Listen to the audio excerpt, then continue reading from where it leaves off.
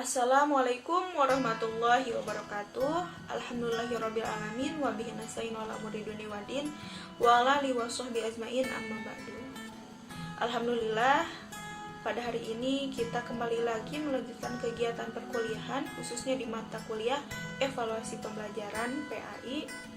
Yang terhormat Bapak dosen pengampu, Bapak Dr. Abdul Aziz MPDI, dan teman-teman yang kami banggakan. Kami dari kelompok 9, saya Gita Lubil Awaliyah dan rekan saya Kang Agung Permana di sini akan menjelaskan mengenai men-skor dan menilai. Nah, adapun di sini kami memiliki 3 subpokok bahasan. Yang pertama yaitu pengertian men-skor dan menilai, kedua perbedaan skor dan nilai, dan yang ketiga yaitu nomor referentes dan kriterion referentes. Akan mengingatkan kembali sedikit mengenai evaluasi. Nah, evaluasi adalah suatu proses merencanakan, memperoleh dan menyediakan informasi yang sangat diperlukan untuk membuat alternatif keputusan.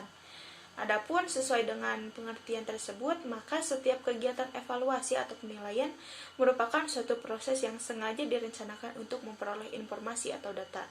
Nah, nantinya berdasarkan data tersebut kemudian dicoba membuat suatu keputusan. Adapun nantinya itu informasi atau data yang dikumpulkan itu diharuskan data yang sesuai dan mendukung tujuan evaluasi yang direncanakan.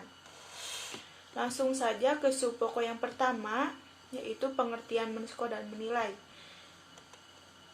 Pengertian men-skor. Nah, pemberian skor atau scoring merupakan langkah pertama dalam proses pengolahan hasil tes, yaitu proses pengubahan jawaban soal tes menjadi angka-angka.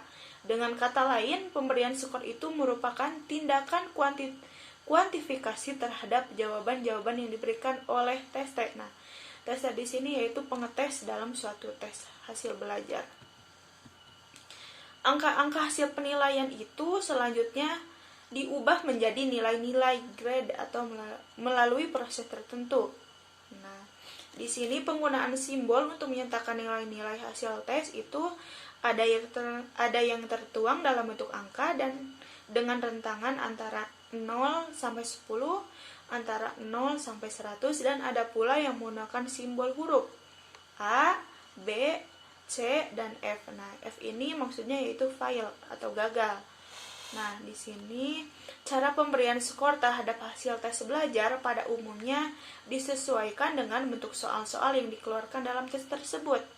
Apakah soal itu atau tesnya itu berbentuk uraian atau dalam artian itu esai ataukah tes objektif atau objektif tes. Nah,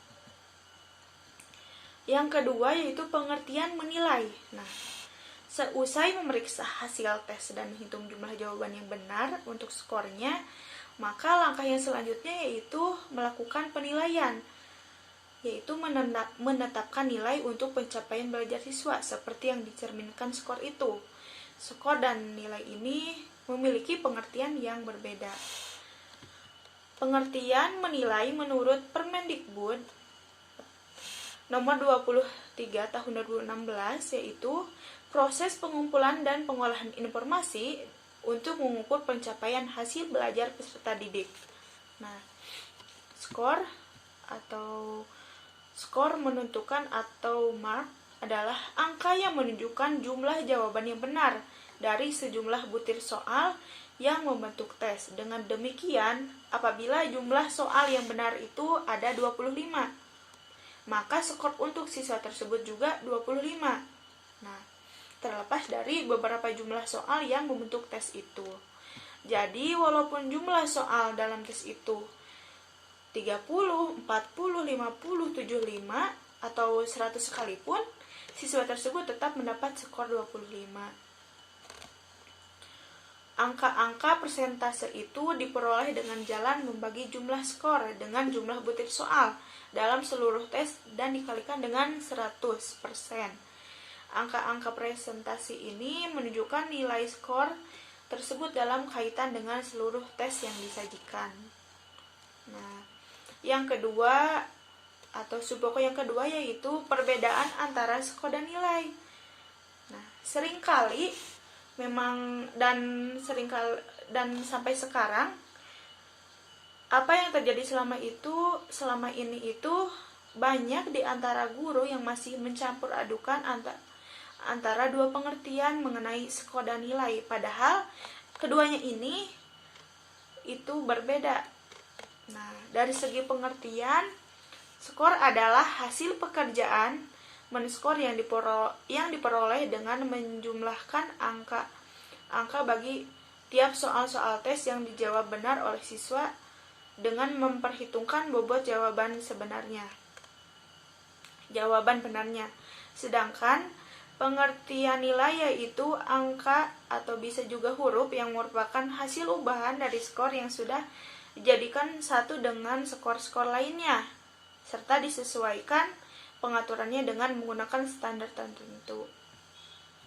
Nilai pada dasarnya adalah angka atau huruf yang melambangkan seberapa jauh atau seberapa besar kemampuan yang telah ditujukan oleh tes terhadap materi atau bahan yang diteskan sesuai dengan tujuan instruksional khusus yang telah ditentukan. Penskoran berarti proses pengubahan prestasi menjadi angka-angka, sedangkan dalam penilaian kita memproses angka-angka hasil kuantifikasi prestasi itu dalam hubungannya dengan kedudukan personal siswa dan mahasiswa yang memperoleh angka-angka tersebut dalam skala tertentu. Perbedaan lainnya yaitu dalam penskoran perhatian utama itu ditujukan kepada kecermatan dan kemantapan, sedangkan dalam penilaian perhatiannya itu terutama ditujukan kepada validitas dan kegunaan. Perubahan skor menjadi nilai dapat dilakukan untuk skor tunggal, misalnya sesudah memperoleh skor ulangan harian atau skor gabungan dari beberapa ulangan dalam rangka memperoleh nilai akhir untuk nanti mengisi raport. Nah, di sini seorang guru diwajibkan mengubah skor mentah yang diperoleh langsung dari mengerjakan tes menjadi skor berstandar 100. Contoh, skor maksimum yang diharapkan 40, sedangkan si A memperoleh skor 24. Hal ini berarti bahwa sebenarnya si A hanya menguasai 24 dikalikan 100 dibagi 40 sama dengan 60%. Nah, berarti hanya 60% dari tujuan instruksional khusus tersebut. Nah, dalam daftar ini dituliskan si A mendapat nilai 60. Jadi di sini tampak perbedaannya. 24 ini merupakan skor karena yang diperoleh oleh si A hanya 24 dan 60 adalah nilai. Nah, hasil dari perhitungan tadi merupakan nilainya.